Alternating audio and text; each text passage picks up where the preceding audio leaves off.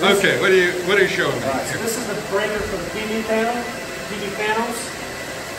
So the power comes in from the PV down through the transformer, and basically think about it coming over to the PV breaker, and then it either goes into the building and out to the campus, or into the building and from the campus, right? So it's a matter of the net. So right now, we are generating 569 amps of power, instantaneous, on the amperage, which is about what we see on a sunshiny day this time of year. We are at 500 amps on the main breaker. We are not using 500 amps in the building. So power is going that way. We are putting 500 amps onto the grid, which means we're using 60, 70 amps in the building. We're using essentially the difference between this, which is what's being produced, and this, which is going to the grid. That's right. So we're using 12 to 15% of what we're generating in the building. The other 80 to 85% is going back onto the tech grid right now. But it's important to recognize this is a sunny day. Yeah. It's not at night. Correct. It's not in a storm, and the building's not fully occupied. Correct. All the systems are not on. That's right. So what we will expect to see is this number go down. Okay? And then on the meters, and sometimes this number will go down. Absolutely. Right. That number will go down, and the usage will go up. And it's not programmed yet, but that tower light will tell us if we are generating or using. That's so cool. And people can come and look in this window and see whether that's light. They can see what we're generating. So it demystifies the building. That's right. We can see what we're generating, what we're using, and all the individual components of that as well. That is so cool. Yeah, so green will mean we're making more energy than we're using. Red will mean we're using more than we're making.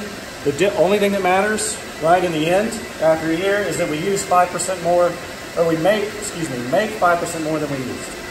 Right now, making like 400% more, but that's not going to last.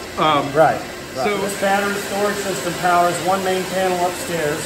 Yep. For that resiliency. It controls windows for natural ventilation, exterior and interior shutters and shades for protect during a power outage, basically to keep it either cool or not from getting too cold. And so what happens if we lose power, this powers up that panel to ensure that we can open and close windows, shutters, and all of that. HVAC controls stay online on that panel as well. Those have a very low power usage, so we've got multiple days of backup power for those systems beyond a week based on our testing yesterday. I was expecting to see some huge banks of batteries here, but this is it? Right, think of it like the batteries in a Tesla. Right, it's about the same amount of power in the Tesla.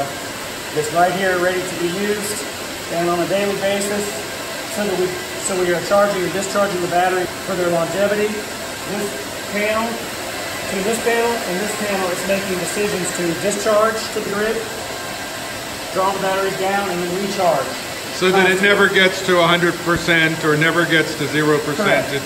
It extends the battery life. That's right. Thing. That's right, and it's automatically programmed to do all of that itself. You know, you said a Tesla. Think of it as a Tesla.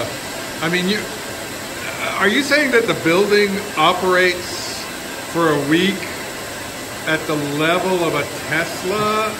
Just think of it in terms of total power. Yeah. This battery tower has about the equivalent battery power of a Tesla from a full charge.